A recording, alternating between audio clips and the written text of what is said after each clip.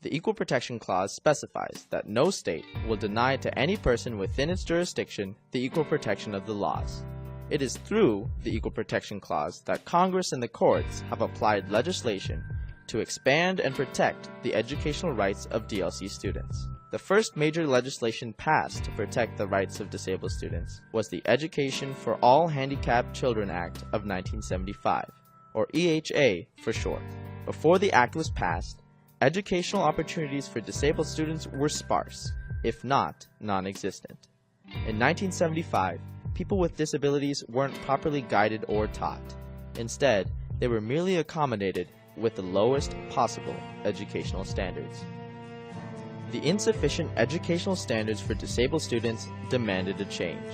All over the United States, students and their families took their appeals for appropriate education for disabled students to the courts.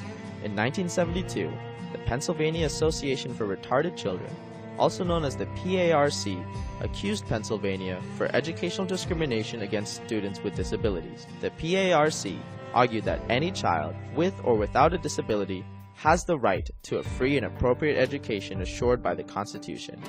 Across the country in California, other class action suits were also taking place. Students and their families argued that the special education programs for disabled students were inferior in quality and therefore denied students equal educational opportunities. As a result of the clear educational inequalities facing disabled children in the United States, the EHA was passed by the United States Congress in 1975. This act was built around four main concepts in order to assure proper and thorough education for all those with mental and physical handicaps. These four pillars were to assure that all children with disabilities have available to them a free, appropriate public education which emphasizes special education and related services designed to meet their unique needs, to assure that the rights of children with disabilities and their parents are protected, to assist states and localities to provide for the education of all children with disabilities, and to assess and assure the effectiveness of efforts to educate all children with disabilities. Over the last 40 years, the EHA has gone through several major improvements and changes. Consecutive legislation has assured further mandates for broadened educational programs for students with disabilities. In 1990, amendments were made to the EHA, and the name was subsequently changed to the Individuals with Disabilities Education Act, or IDEA.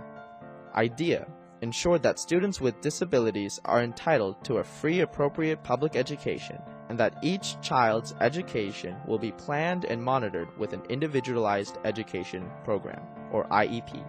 In addition, improvements of transitional programs from high school to adult living were added. These mandates included that by age 14, a student's IEP must contain transitional procedures for employment and living for post-school life.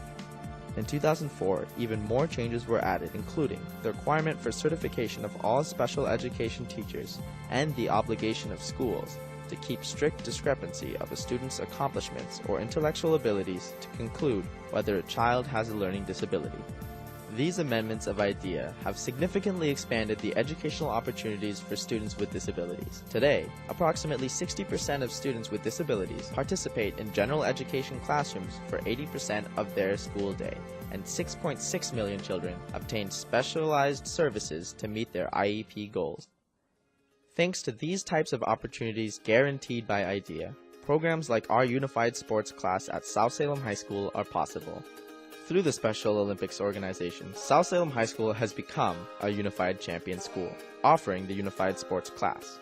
The Unified Sports class combines participation from special and general education students in classrooms and school-wide events. Special emphasis is put on acceptance, respect, and human dignity for all students, so that no student feels isolated because of their disability.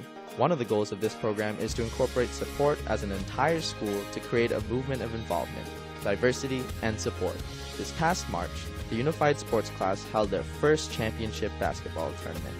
The gym was packed with support from family, friends, students, staff, and members of the community alike, giving our special education students the opportunity to experience the kind of inclusiveness and encouragement that they are guaranteed by the Equal Protection Clause.